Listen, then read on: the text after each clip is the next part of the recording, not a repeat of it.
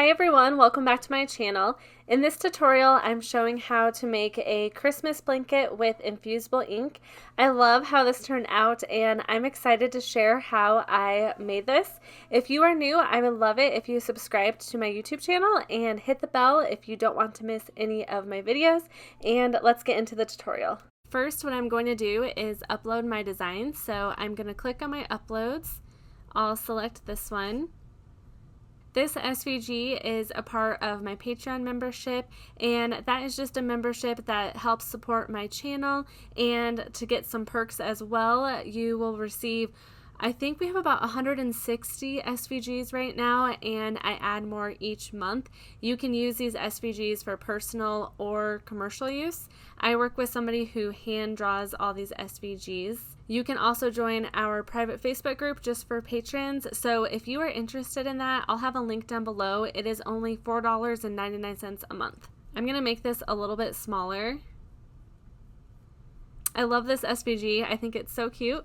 The only thing I'm going to change is I'm just going to bring the T down just a little bit. So I'm going to go up to ungroup. With this SVG, since it's hand drawn, it has all these different layers, so it's going to have the T separate, and I'm just going to move that down just a little bit. Now I'm going to select over all of it again. Then I am going to attach it.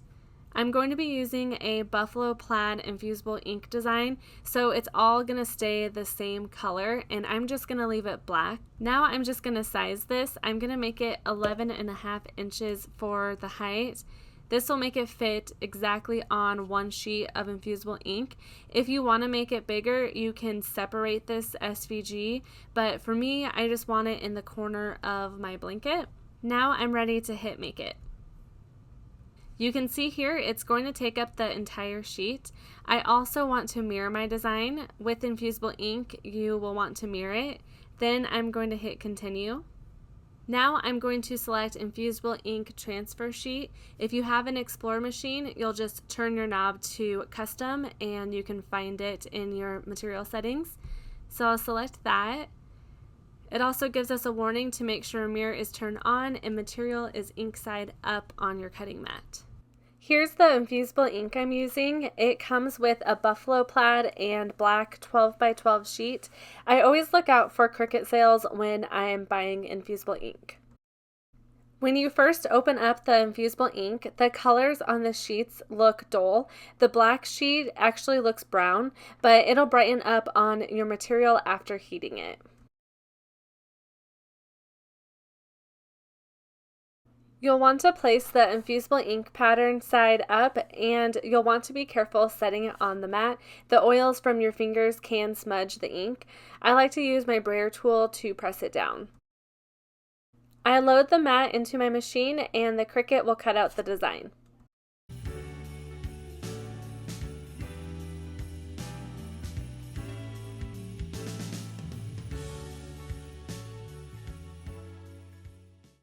Once it's done, I turn my cutting mat around and bend the mat. You can avoid bending your material by doing it this way. Next, I weed out the excess material. You don't need to use the weeding tool for this. You'll just pull away and pop the material out. I had troubles with mine. It left some of the paper backing still on.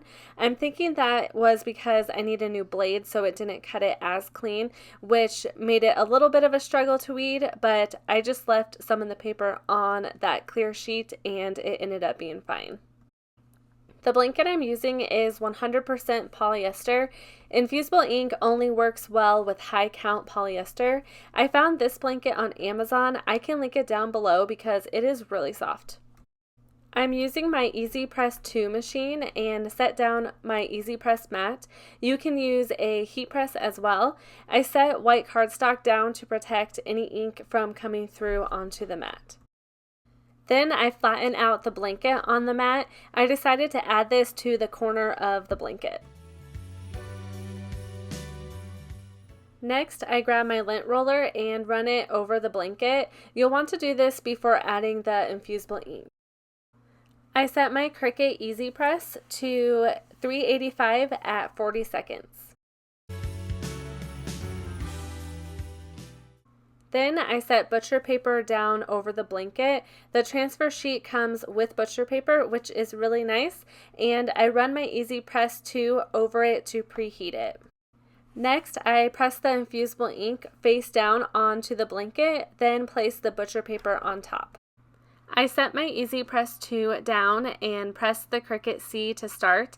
After setting it down, I realized I missed a little of the side on the right. So after it was done, I picked up my Easy Press and moved it to the part that I had missed and pressed it again. I don't recommend doing this though. You should press it just once or it could cause like a ghosting look, but thankfully it worked out pressing it twice. The only bad thing was I actually missed a little bit of the bottom too, as you can see. So I recommend making your design a little smaller than your Easy Press so you don't have to worry about that at all. I was bummed that I missed part of the "and," but this turned out so cool. I love how the infusible ink looks on the blanket, and it was just so fun to make. Let me know if you've tried infusible ink on any other products besides Cricut products. It's always fun to hear what you try it on. Also, if you are new to my channel, consider subscribing, and don't forget to check out my Patreon account in the description box below.